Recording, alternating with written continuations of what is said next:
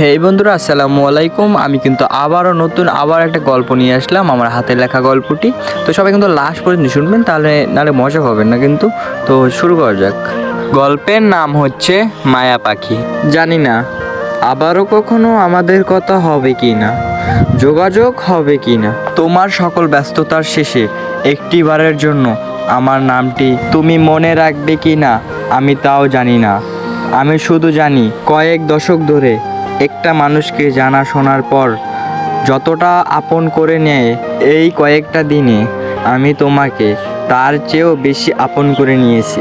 ভালোবাসা হয়তো এমনি হয়, দূরে যেতে চাইলে কাছে টেনে মায়ার সুতায় বেঁধে রাখতে ইচ্ছা করে।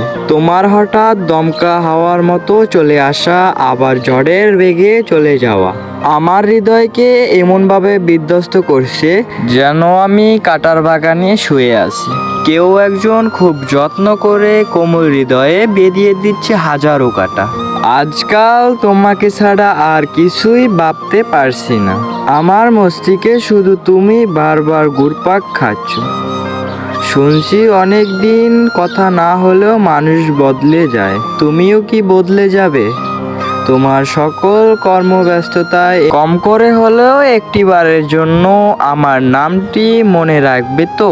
হেই বন্ধুরা, এই পর্যন্ত আমাদের আজকের পার্টটি। তো যারা পরবর্তী ভিডিওটা দেখতে চান, পরবর্তী ভিডিওটা কিন্তু অনেক মজাদার হতে যাচ্ছে। সবাই কিন্তু আমাদের চ্যানেলটি সাবস্ক্রাইব করে আমাদের সাথে থাকবেন পরবর্তী ভিডিও দেখার জন্য।